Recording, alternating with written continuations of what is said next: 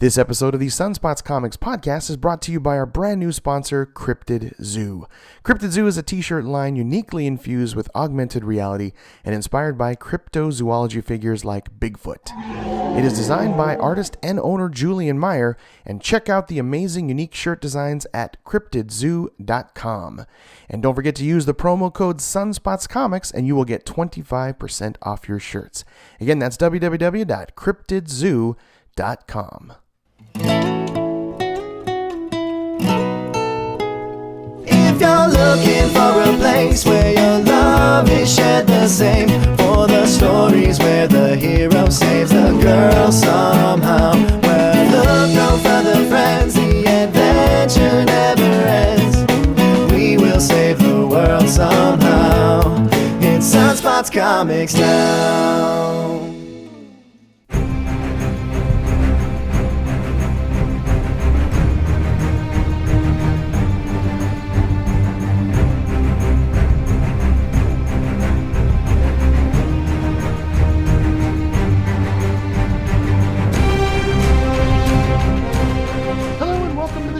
Listening to the Sunspots Comics podcast, issue number 81, covering New Comic Book Day, November 16th, and it is a Jedi holocron packed with the most closely guarded comic book secrets. I'm your Jedi Knight host, Chris Latore. Thank you so much for joining in on this Force-infused podcast that is the Sunspots Comics podcast, where I give you a list of amazing comic books to buy and read every single week, non-stop. So join us, jump in on the train. Please subscribe to our podcast and follow us on Instagram, Twitter, Facebook, and Xbox Live at Sunspots Comics. And also check out our brand new YouTube page, youtube.com/Topheelat, Topheelat. And just starting to post some stuff there, so don't expect too much. There's a few things, but it's going to be rolling out here very soon. Thank you also to my friend Nick Papa George for your fantastic Sunspots Comics theme song. Please follow him on Facebook.com/NicholasDellMusic. He has a new single called Power Within You and a brand new album that he just released with his band Solution. So again, check him out, facebook.com/NicholasDellMusic. Also thank you to my son, Justin, quote-unquote, Jables Latore, for his work on the Sunspots Comics blog. Please check it out at blog.sunspotscomics.com. Follow him on Instagram at JustSunspots. Very cool that he renamed himself to be affiliated with us here at Sunspots Comics. His latest blog is on his review of the fantastic Marvel movie Doctor Strange, so please check it out at blog.sunspotscomics.com. And let's just jump right into podcast number 81 with a listener email. Thank you so much for writing in, Ruben Moreno. And he actually just asked for a personal recommendation, something that is hopeful and maybe on the optimistic side, and maybe that mentions the afterlife. And immediately I thought of two comics that I'm going to recommend to you, Ruben. And that is Huck, that is by Mike Millar, and Reborn, also by Mark Millar. So check those two out. Huck is definitely an optimistic view, kind of a Superman origin, sort of if Superman was a little more on the Forrest Gump side of things, maybe. Very simple, does good deeds in this small town. Check out Huck. It'll definitely brighten your day. And Reborn, that kind of has it talks about the afterlife. It's if you passed away and sort of heaven or purgatory or whatever it is, when you die, you go to a Lord of the Rings realm with dragons and superpowers and swords and fantasy type of realm. So, and it's definitely on that little bit of optimistic side so far. I mean, it's only a couple issues in, but check out Reborn, Ruben. Those are my two recommendations. So thank you so much for writing into the show. And I will be sending you a free comic book prize for me personally out of my comic book grab bag. And when you get it, all I ask is that you just share it on social media. So thanks again, Ruben Moreno, for writing in. And thank you for listening to the podcast. We appreciate it. And he told me to give a shout out to his wife, Melissa. So there you go, Ruben. And just quickly, something floating around in my nerd brain. And that is Image Comics. And Image Comics has just recently announced that their 25th anniversary is coming up in February. And as a little thank you to all of their patrons, they've decided to sell 3 comic books at 25 cents to celebrate their 25th anniversary. And it's kind of cool that it's new releases. It's Walking Dead, that's coming up, issue number 163. It's Invincible from Robert Kirkman and Charlie Adlard, issue number 133. And also Outcast. and issue number 25.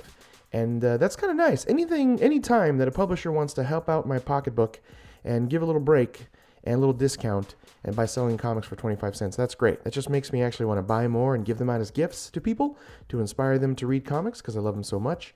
And it sounds like there will be more to come that they may announce here because it's the anniversary is in February. So I'm hoping they come out with a bunch more at 25 cents. But that's very, very, very cool.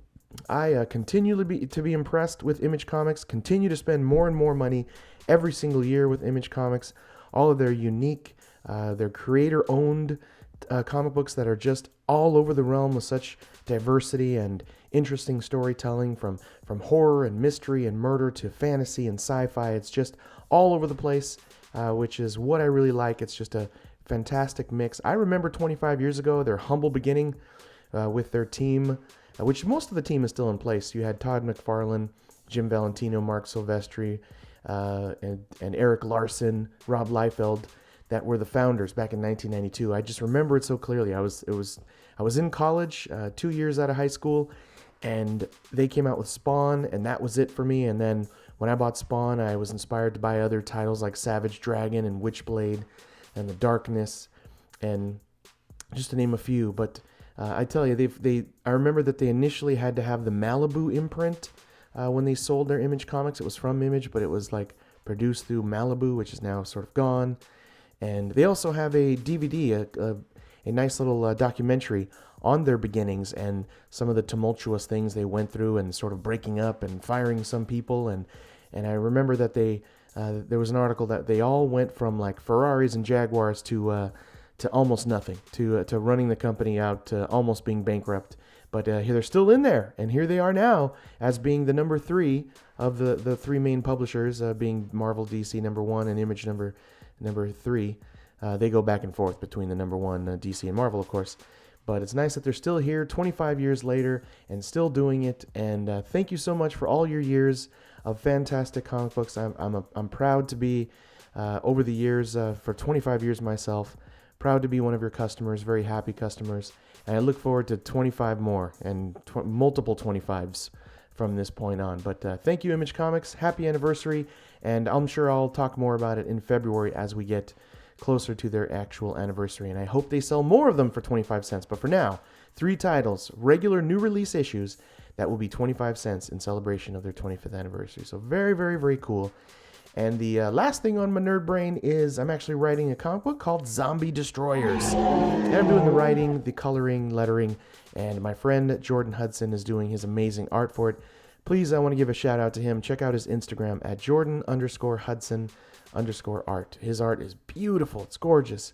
And also I have a website called zombiedestroyers.com where we've posted some samples of the first 4 pages of Zombie Destroyers. So please check that out at zombiedestroyers.com.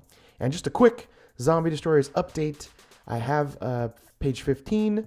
I've finalized page 16. Jordan is actually wrapping up and finishing up on page 16.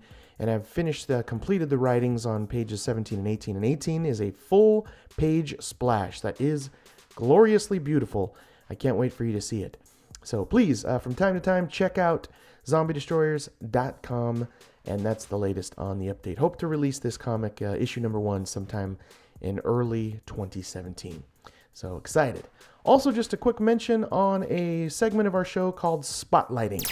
And so if you yourself or someone that you know is an independent comic book creator, we want to shine some Sunspots Comics love and support your way for all those struggling creators like myself, and do what we can to help them get their comic books out there. So if you're an artist, a writer, a colorist, a letterer, it doesn't matter. Send me a link of your work, send me a review copy of your work to chris@sunspotscomics.com, or of course, just message me on social media at Sunspots Comics. But we want to do our part. I'm myself an independent comic book creator, so please just give us some information. Let us know how to get a hold of you. Maybe we'll even have you as a guest on the actual podcast, like last week's Miles Greb. Check out issue number 81 for that. Great interview. Getting a lot of positive feedback. So thanks again, Miles Greb, for being on the show.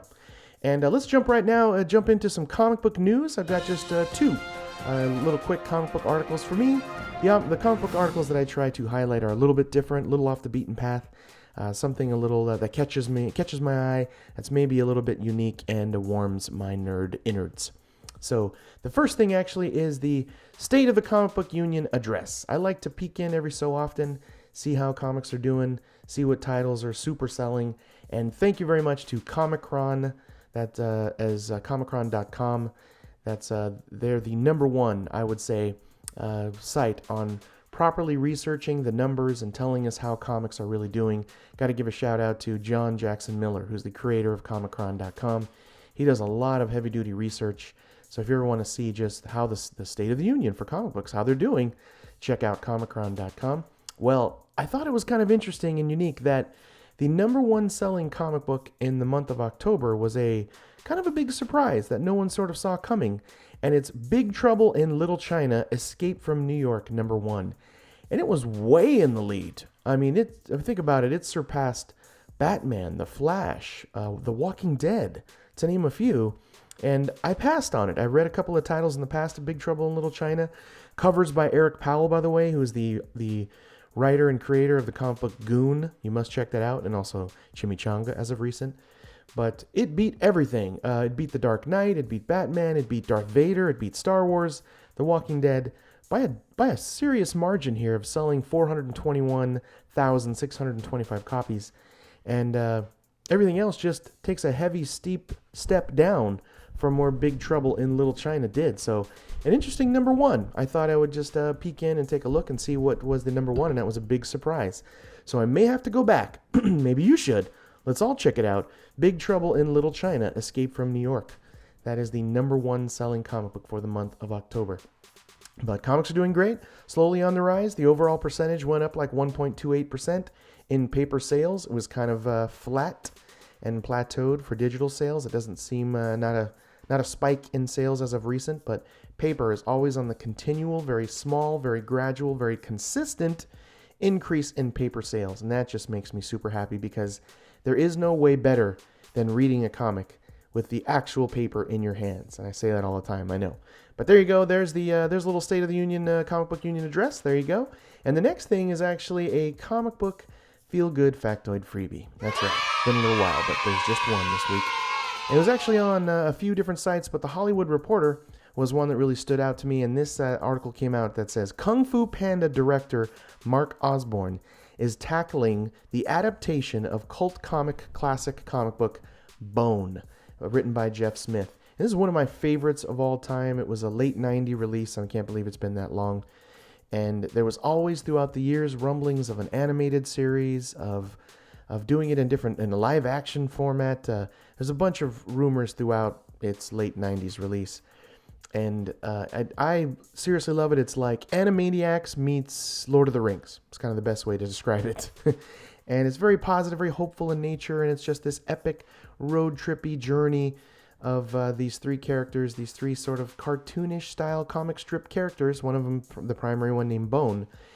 And according to the Hollywood Reporter here, he is this Mr. Mark Osborne that did he actually did the Kung Fu Panda series.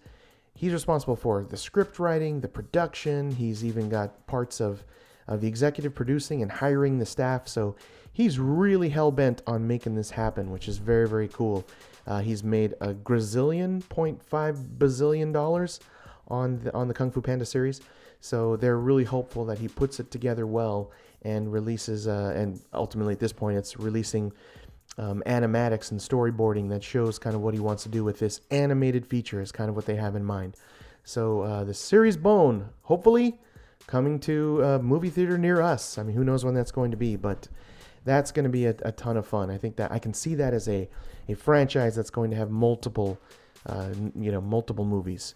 It just, I could see it. Or maybe it'll be something even unique, a little different. Maybe it'll be a Netflix series or an Amazon series or some sort of, series like that. But who knows? We need to see this. It's beautiful storytelling. It's a completed story that is done, although Jeff Smith is actually doing some sort of 25th anniversary as well, where he's done sort of a new little Bone story mixed in there. But it's a very beloved series for me that I've loved throughout the years. I have an autographed copy from Mr. Jeff Smith that I hold very dear to my heart. But very, very cool. There's this week's comic book Feel Good Factoid Freebie. Very cool. Bone. Can't wait. So now let's move on to my favorite part of the Sunspots Comics podcast, which is my comic book reviews and recommendations, where I pick my favorite comic books for New Comic Book Day, November 16th, and spoiler-ish alert-ish. Don't really worry.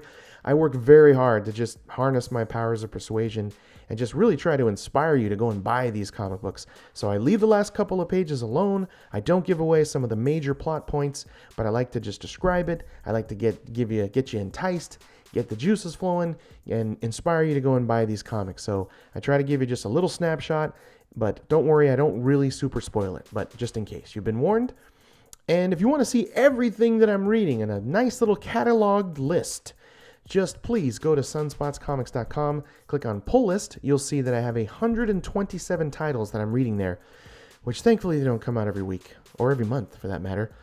And also click on top comic books of the week to see all of my past favorite top picks. Those are the easy buys right there for you. So if you're wondering, where is a list in the world of someone that I respect that's been reading comic books for 114 years, like myself? Where can I go? Well, search no further. Go to sunspotscomics.com for all those lists, and they'll definitely help you with understanding what you need to buy by looking at my favorite picks of the week, going all the way back to May of 2015. So I'm super proud of the site. I've simplified it. It's nice and updated just recently. Check out sunspotscomics.com. And this week, like every single week, I pick an artist winner and a cover art winner.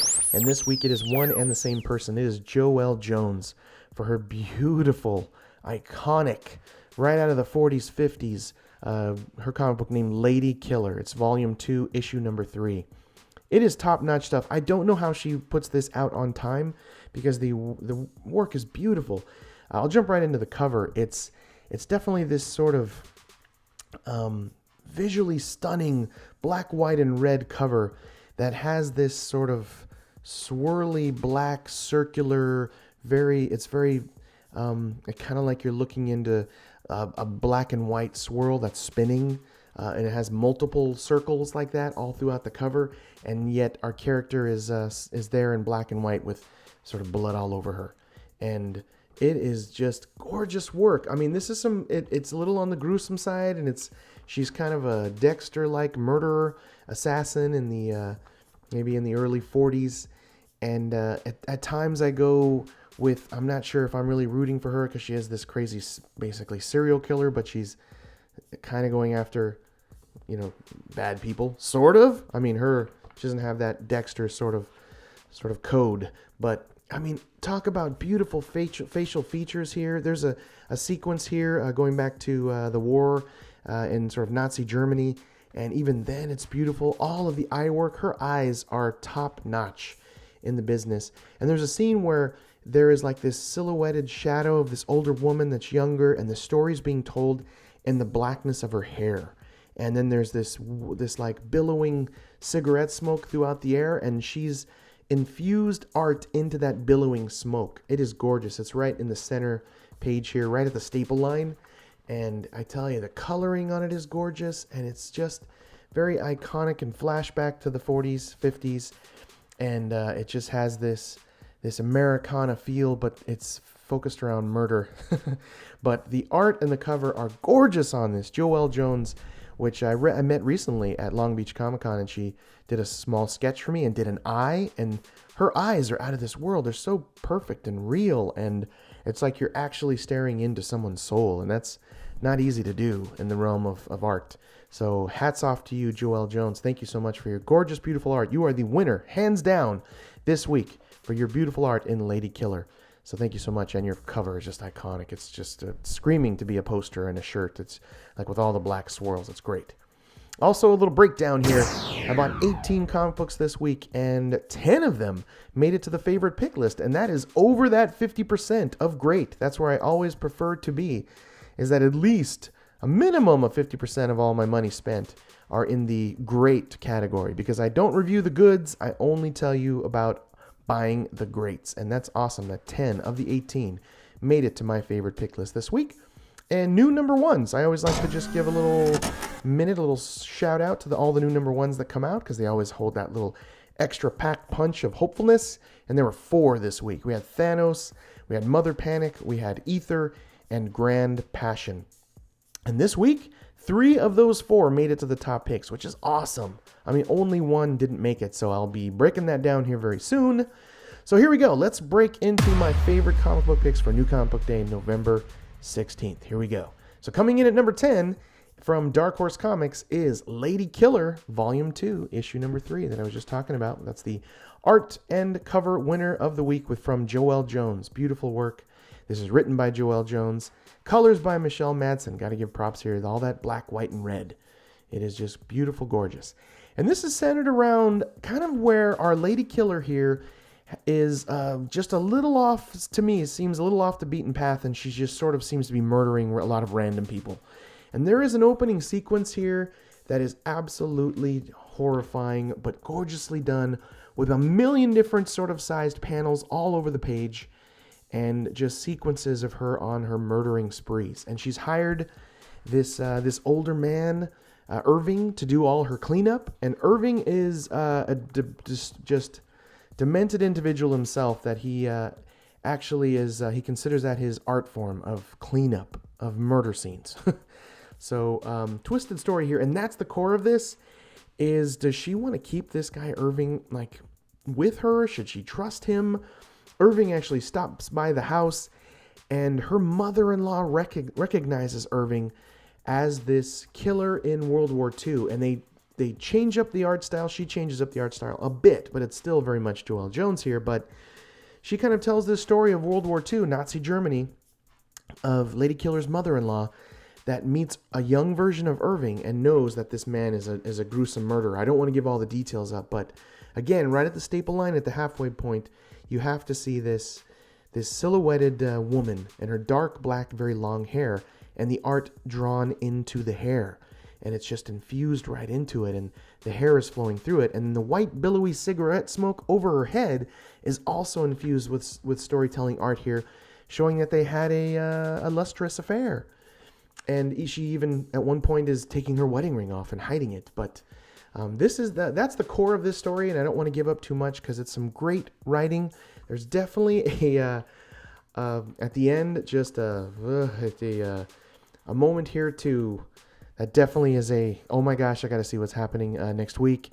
It's a very exciting little moment. I don't want to give it up, but you got to check out Lady Killer. It is consistently good and always on my top pick lists. So coming in at number 9 is Doctor Strange from Marvel Comics. This is issue number 14. This is by Jason Aaron and art by Chris Bachalo. Jason Aaron, of course, is doing so many other comics, one being Star Wars and Southern Bastards, right off the top of my head. And Chris Bachalo, his art here is definitely like a number 2 as far as art goes.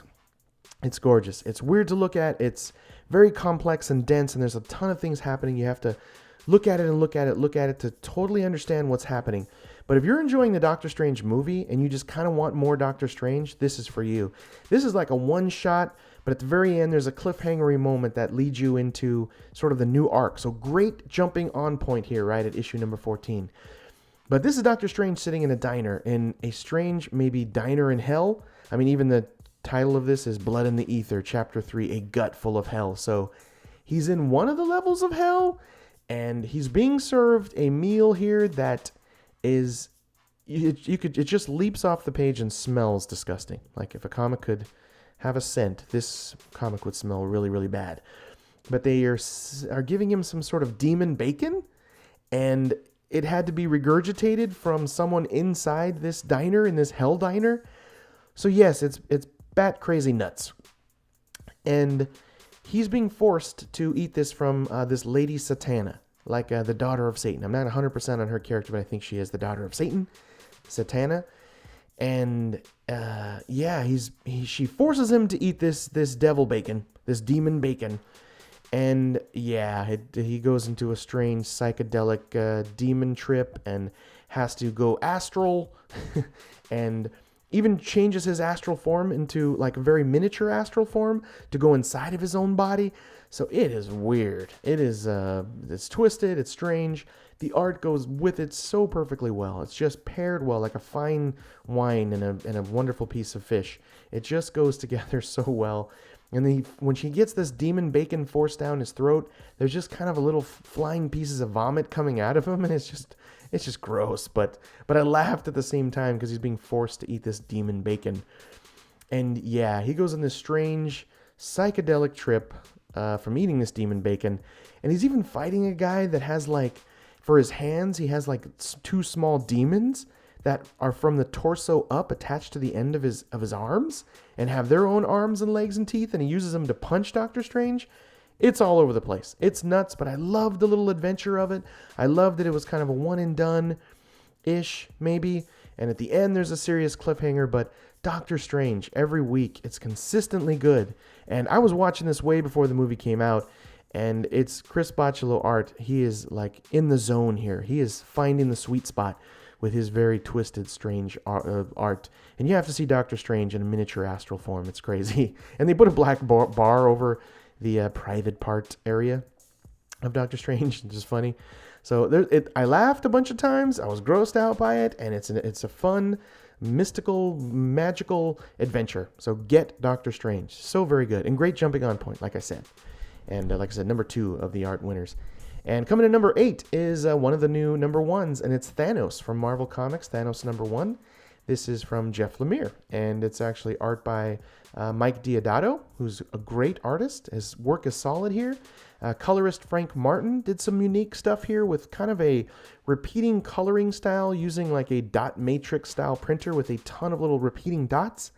At first, it kind of was like, I'm not sure if I like that, and then it kind of really grows on you. And it's very unique, so you have to look at that if you want to see a little different style with his coloring done in these repeating dot patterns. But this is cool. This is a refreshing take on Thanos. I think it's definitely in preparation, obviously, for the new Avengers movie, etc., for bringing this character into our brain in preparation of the Infinity Wars coming up in the Marvel Cinematic Universe movies.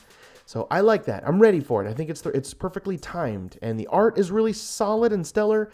Thanos is this large hulking creature, and he's drawn so well here, and you definitely get a sense of he is an ultimate baddie. And you have the planet. It starts off in the planet that Thanos left, and what happened there was his sort of number 2 in command, Corvus Glaive, has decided to just become the master of this Black Order planet and take over since Thanos was gone. I guess I don't know exactly where he was. It probably had to do with Civil War, or maybe it was that other sort of summer series last year that Marvel did that maybe he's involved, Battle World or something. He was off on another planet, whatever.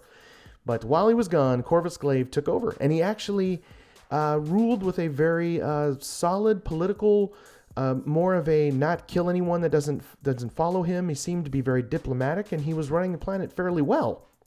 That was interesting. Doesn't seem to be this tyrant, although he looks like an insane, crazy-looking monster with like this sort of devil Sith or death Sith that's golden, and he looks like an orc from Lord of the Rings, like one of those weird twisty tree orcs that was mostly an archer because he's small in stature.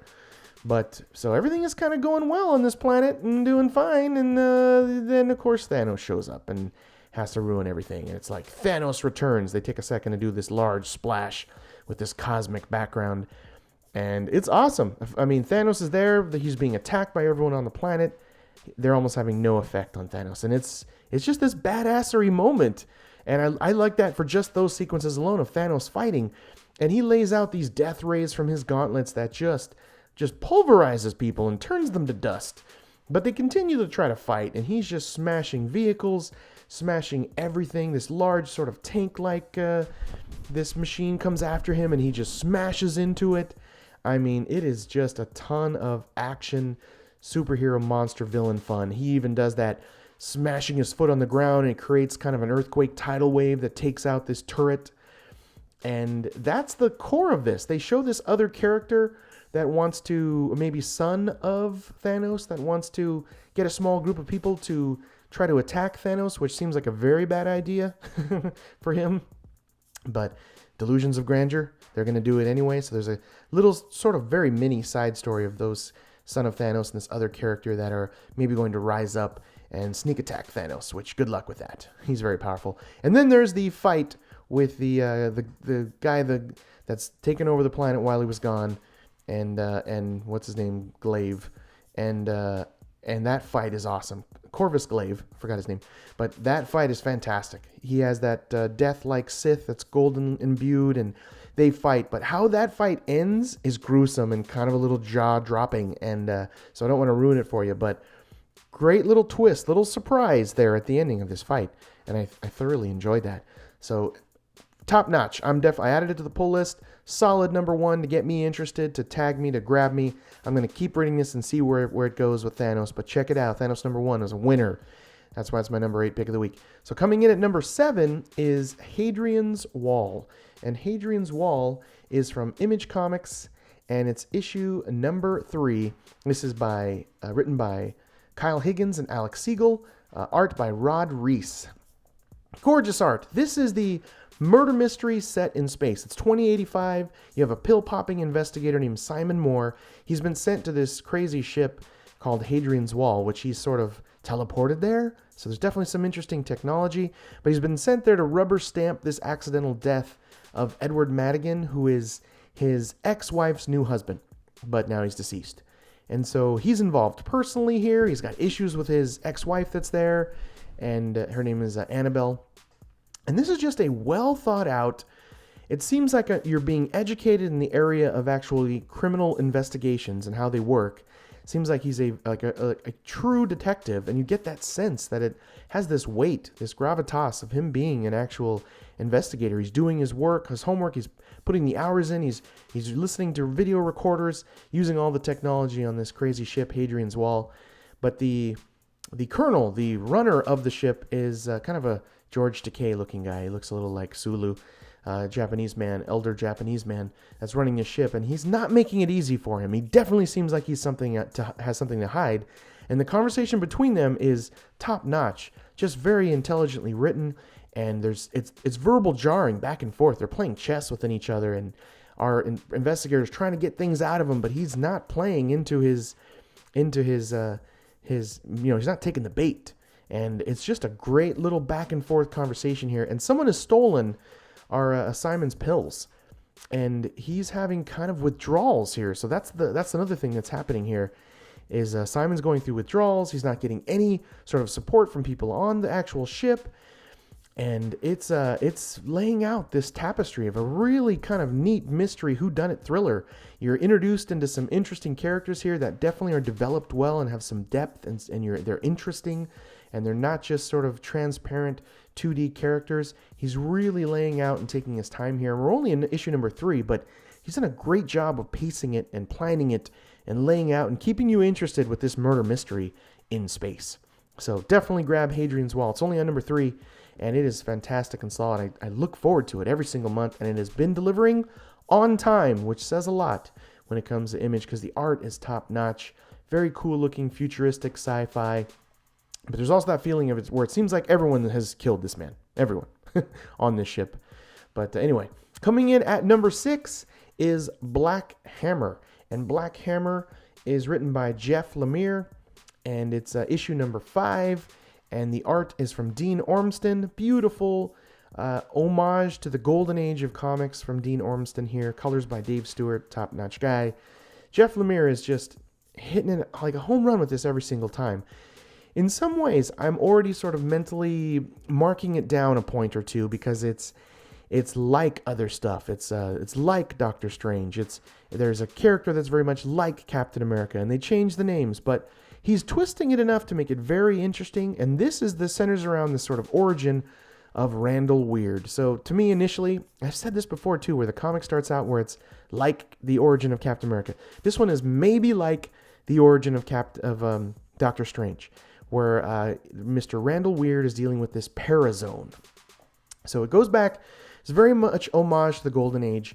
You see Professor Weird in all sorts of ages and beards and gray hair and white hair and black hair and blonde hair. He's aging, he's in this spacesuit, and he's in this parazone that goes in and out of time.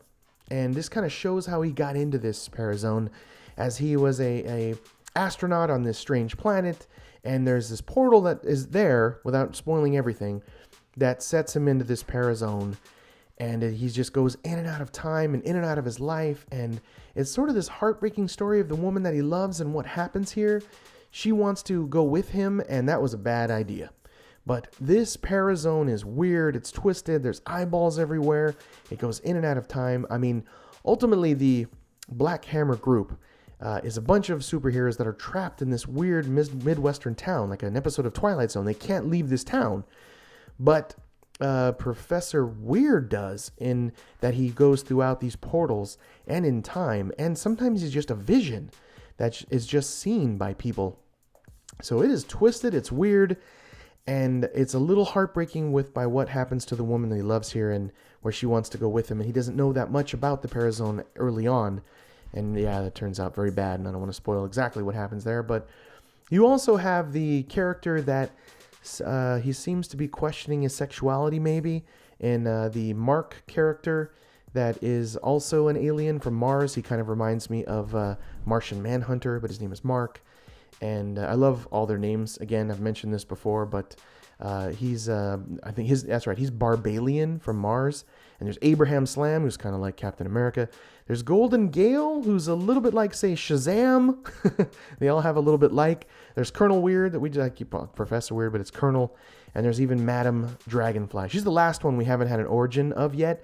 And there's a teaser into her being in issue number 6, the origin of Madam Dragonfly. And I'm looking forward to seeing that, because I guess if you took Professor Weird and Madam Dragonfly, merged them together, you'd have Doctor Strange, kind of. But anyway, the core of this story is Colonel Weird's origin, and this parazone, and that little heartbreaking story there of what happens to the woman that he loves, and also Mark Barbalian speaking to a priest, and he has this sort of awkward conversation where he's, like I said, maybe questioning his sexuality, but they're all trapped in this town. What's going to happen? Can they get out?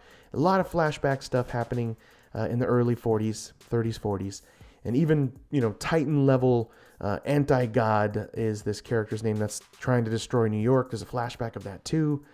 And this trippy parazone. But check out Black Hammer. Consistently solid good. Very intelligently drawn. Nice little golden homage to the golden age of comics. Thank you, Jeff Lemire. That's why it's my number 6. Coming in at number 5 is Infamous Iron Man number 2. And this was a pick of the week 1 month ago when this issue number 1 came out. This is the story of Doctor Doom. This centers around him actually being a good guy? Question mark? Not sure. But this is written by Brian Michael Bendis, art by Alex Maleev, who I love all of his beautiful, fantastic work on Daredevil in the past. And Brian Michael Bendis is doing all kinds of stuff. He's also doing Spider-Man right now. But this is if Victor Von Doom takes over as Iron Man and creates this awesome... I like that it's basically the Iron Man suit, but it's all silver, which I love. And he has the green hood, and also the shape of the face is more on the Doom side than on the Iron Man side. But this is centered around Ben Grimm, the Thing, which is just nice to see him, because we don't see much of him, whatever's happening with the Fantastic Four. So it's nice to see Ben Grimm. I know that he was a Guardians of the Galaxy for a while, or, the contract dispute with Sony, etc., with their rights of the Fantastic Four, whatever. Them and Marvel aren't getting along. But here's Ben. It's kind of like a peek into maybe things are getting better, or maybe the Fantastic Four is coming back. The first family, if you call it, as Miles Greb did.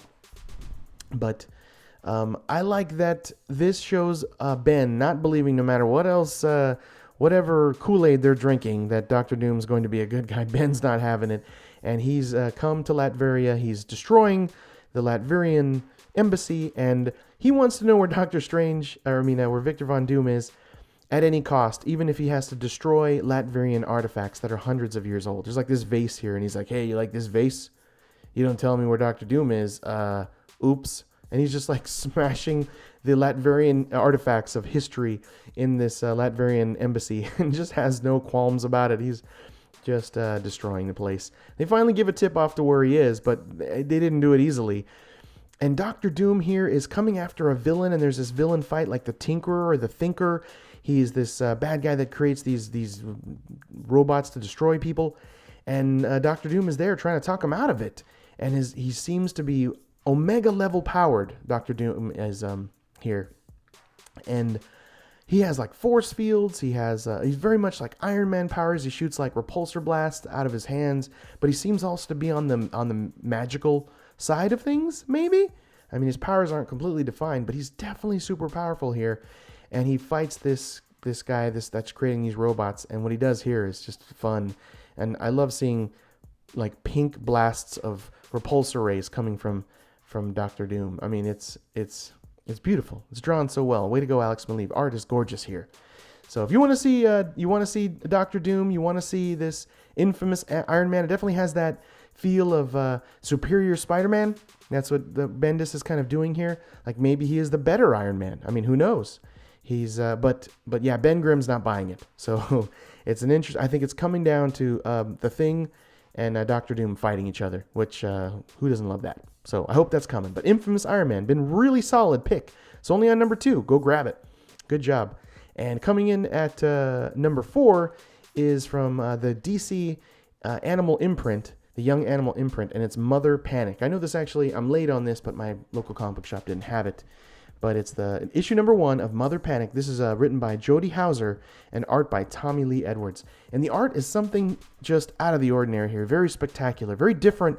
For Image, for DC Comics, it feels like an Image comic. Very indie feeling, a lot of scratchy lines, but very uniquely drawn. The artistic style here is very good. A lot of paneling mashed together. A lot of, it's very dark in tone. And this is kind of the origin of this character of Mother Panic, but it's definitely interesting. I mean, Batman shows up in this as well, but she's kind of like maybe a Kardashian would be the best way to describe her, although she's not necessarily a model, but we don't really know why, but she's got a ton of money, and she just does like social media things and has paparazzi following her all the time, and maybe she's in a band, but they don't really say she is, but she's just super famous for kind of no reason. You don't really know, or super rich, or a combination of the two. And it tells the heartbreaking origin story of her family and her mother that has like dementia or Alzheimer's, and that is just sad. And then this relationship with her father and what happens to her father on this hunting trip, which I don't want to tell you what happens, but and I know I'm a little all over the place, but at the very end you have to read all the way to the very end. There is like the old-fashioned style personal data file that really gives you a lot of background on the story and breaks down sort of the origin and where our character, Mother Panic, her AKA Violet Page is her name. And they title her occupation as a celebutante. Right. I guess that is a thing nowadays.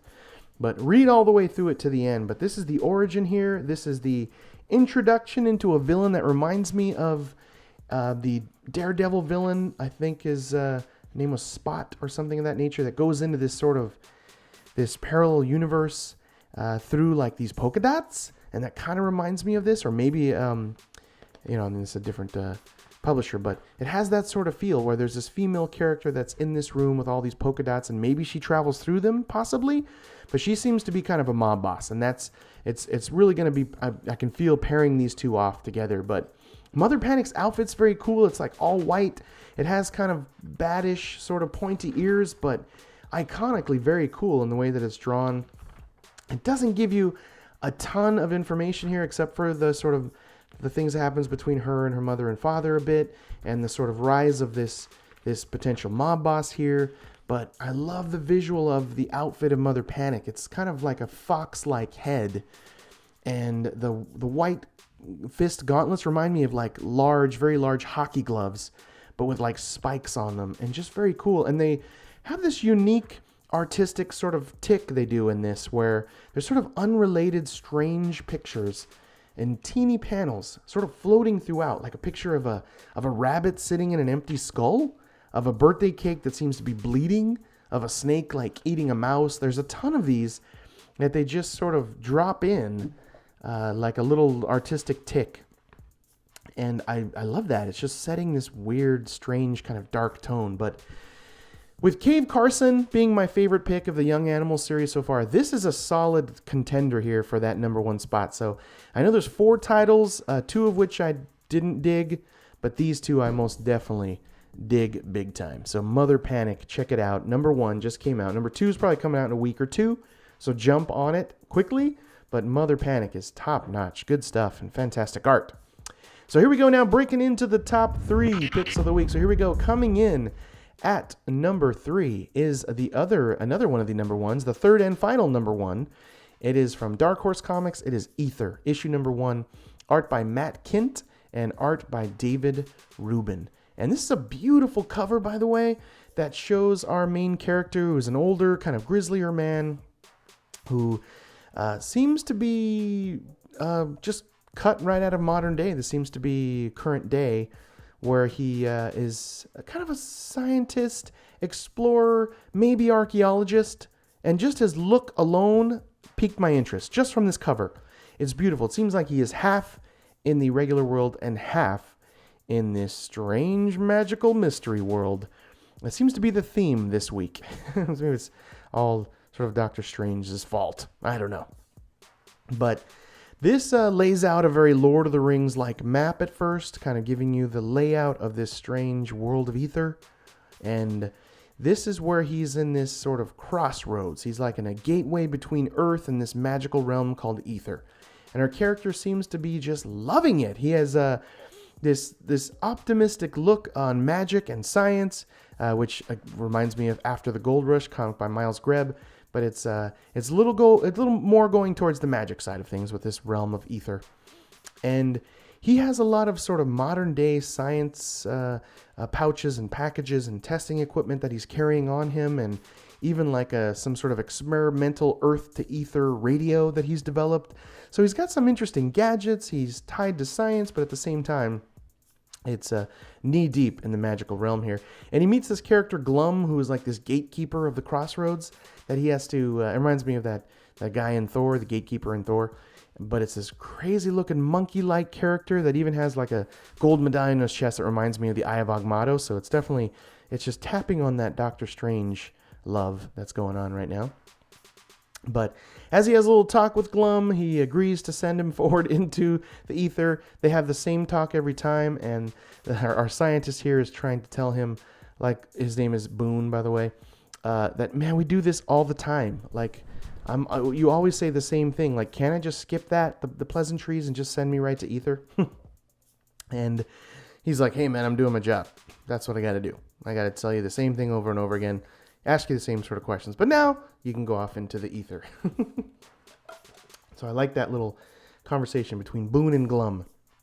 And as he's literally punted into the realm of ether and lands straight on his face, he's thrusted into this strange, magical, twisted world where there just seems to be aliens and creatures and fantastical dragons and flying jellyfish and strange talking snakes. It is a world of weird. And initially my thought is, because it doesn't seem to have, tangibility, it seems to be so far-fetched, as it maybe gives me a twinge of, but quickly I didn't have that, because it has this very optimistic feel. And as he's walking and Boone is talking to people respect him.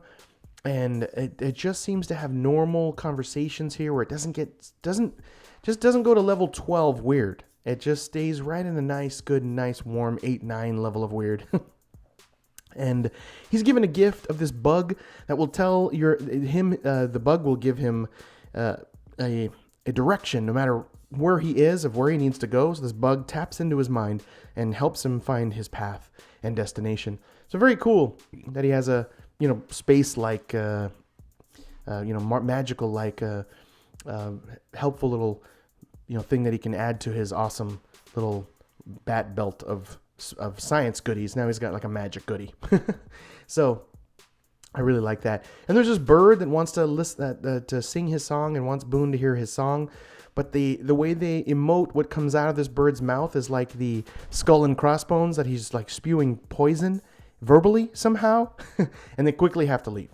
But the world building that is being done here by Matt Kindt is really fun and really interesting. And it comes down to, they ask him to a murder scene, and so it has some real world feeling here, and not such magical, fantastical world feelings of this murder of this female character called the Blaze, and she's laid dead on this in this armory, this awesome armory, and there's this great like overhead shot of Blaze's army or her armory, and there's some crazy looking guns and amazing looking swords that seem to be imbued with power, and that was just an area where you park your eyeballs for a little while and just look at it. It's just gorgeous. And Blaze has this flaming hair, like this beautiful character with literally fiery hair.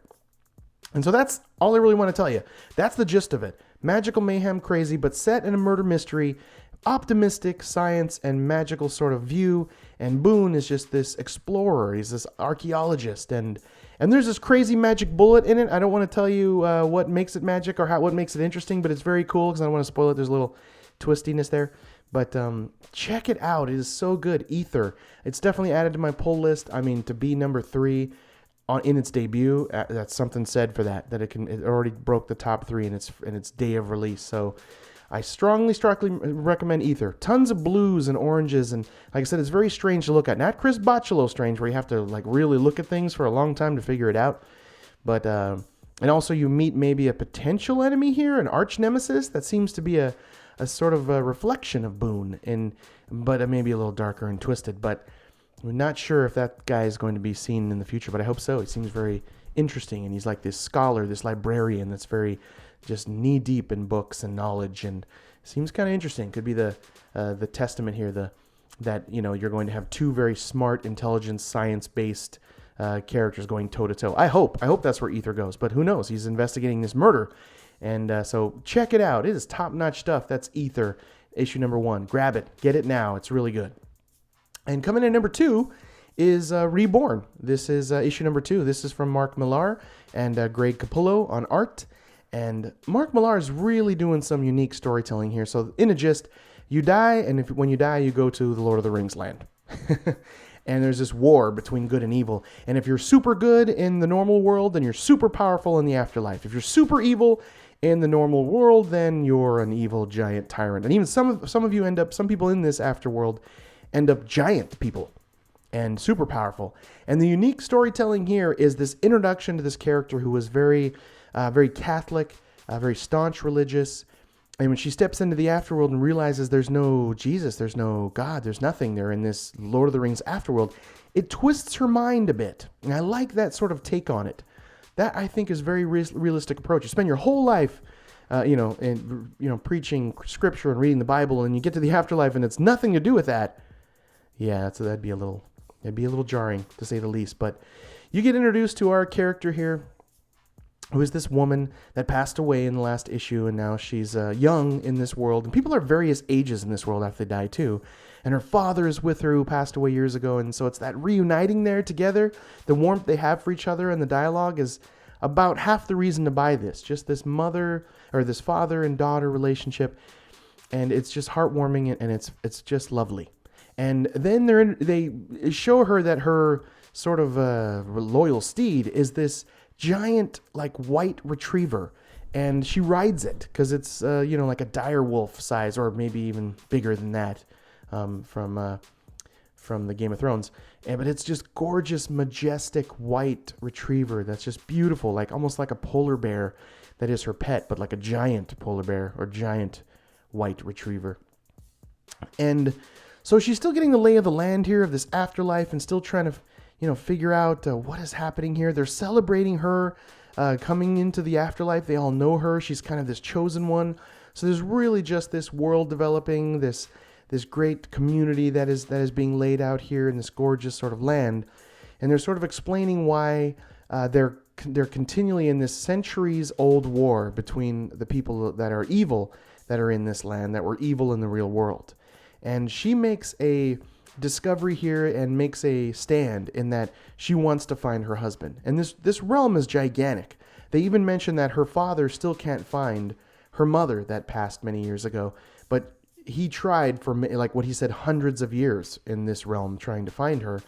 So she decides that that's what she needs to do. She needs to search for her husband. She wants to search for him for at least a month. And they're all behind her.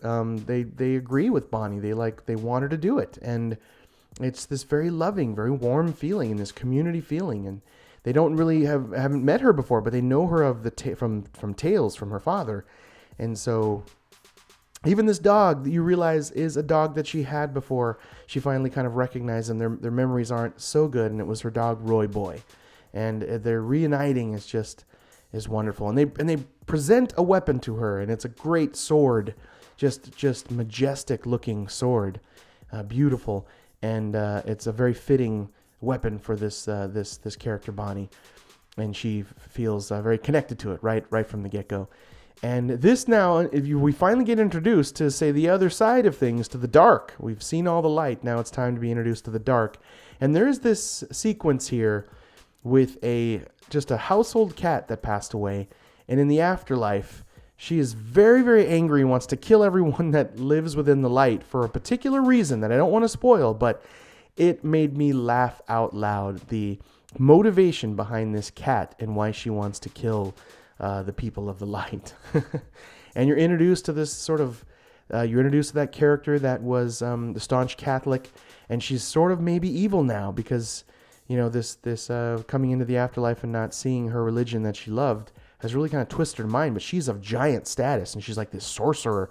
But she seems to be one that doesn't necessarily follow good or bad, and they're going to need her help. But she does not agree to it here. And the demon-like character you're introduced to is horrifying. Yeah, and what was that person in the real life? I hope they show some of besides the cat, which they do explain a little as to his motivations behind wanting to kill everyone. I'd like to see more of the evil characters in this and kind of what they were in the real world. But I'm just totally in. It's a twisted tale. It's a strange afterlife-like story, but very hopeful, very optimistic. And like I said, that father-daughter relationship is so heartwarming, and it gets you. It definitely tugs on the old heartstrings. And so that's number 2.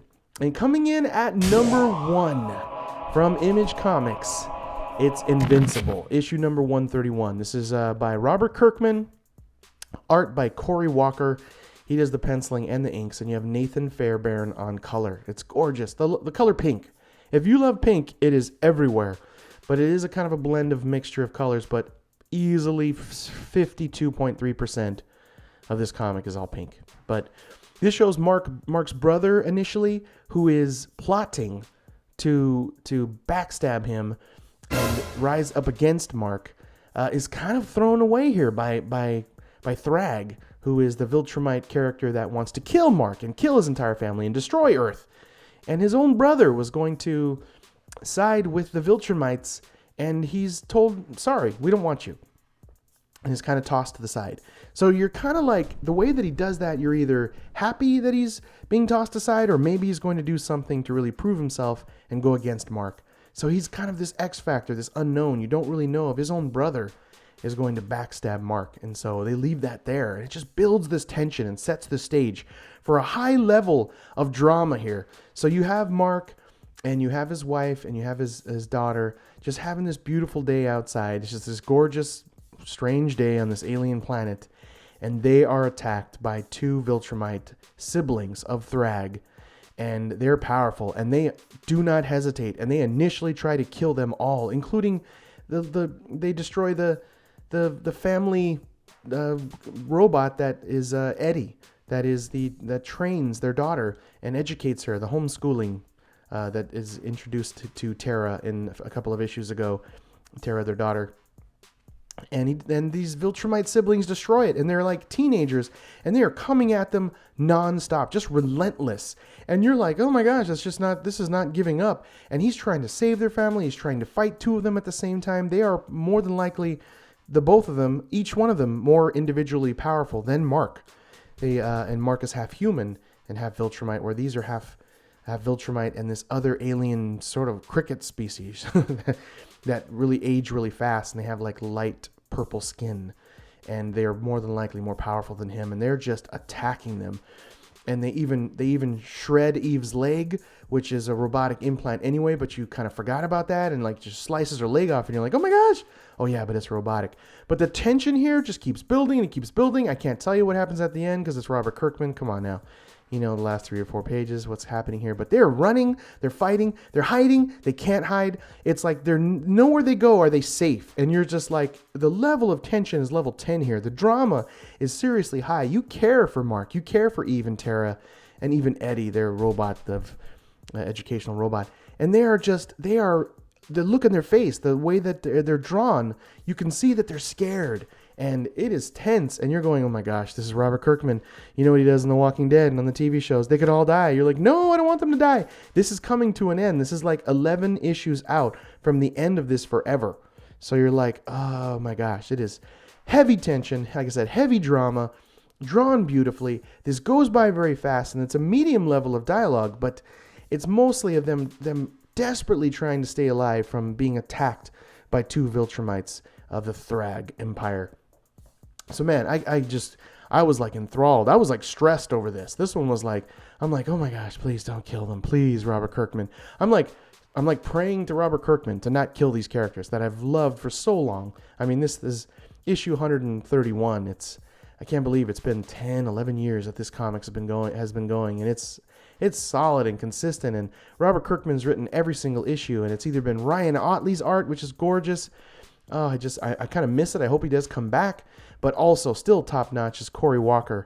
It's just clean. It's beautiful. The eyes, the emotion in the faces. It's his very simple, clean art style. But the action here is top notch. The tension, the drama. You got to get this. It's a great jumping on point because this is these sort of 10 or 11 issues to the end. So jump on to Invincible. I've been preaching it forever. It's my favorite superhero-like comic of all time. But definitely up there with the greats for me, like Spider-Man and Superman. It's sad that it's going to be ending, but it's also very interesting and very neat. And it's sometimes all good things have to come to an end. But I sort of don't want it to, but I will miss it. And this is one I'll definitely reread and I'm sure pick up in giant omnibus format. It'll be $195 or something, but I'll just want this reprinted, and it's just gorgeous. It's great storytelling, and it's characters you really care about. That's what it all comes down to. Invincible, issue number 131. Definitely, easily, my number one. When I read this, I read it early because alphabetically it's an I, so I read it early on in my list because I do read these alphabetically, and I was like 5 stars, 5 out of 5 Sunspots, easily. So, no brainer. Buy this immediately. So buy them all. So there you go. Those are my comic book recommendations for New Comic Book Week.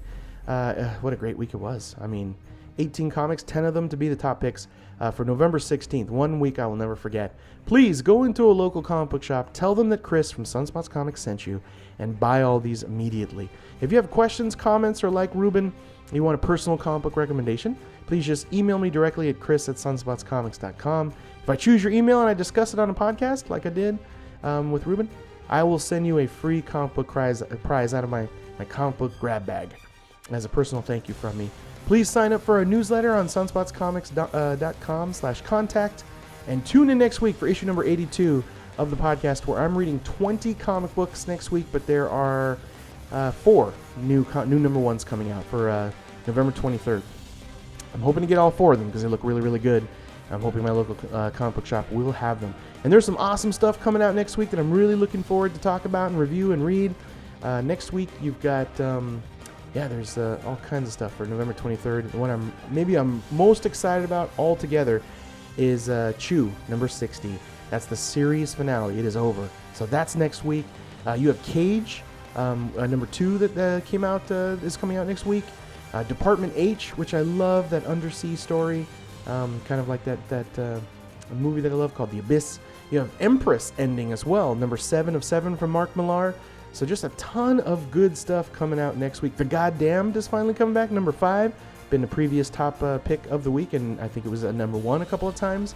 So number 5 is coming out of The Goddamned. So much awesome stuff I'm looking forward to next week.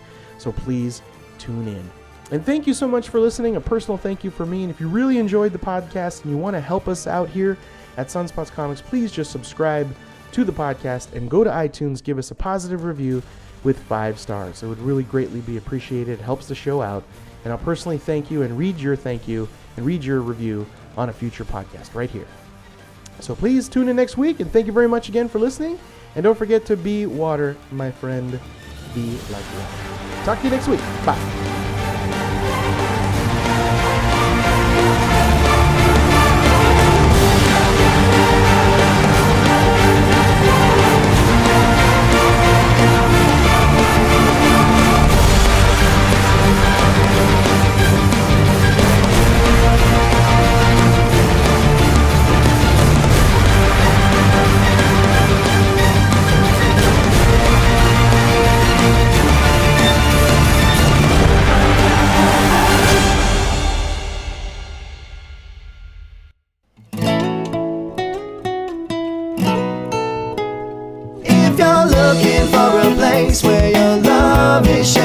same for the stories where the hero saves the girl somehow. Well, look no further, friends, the adventure never ends. We will save the world somehow. It's Sunspots Comics now.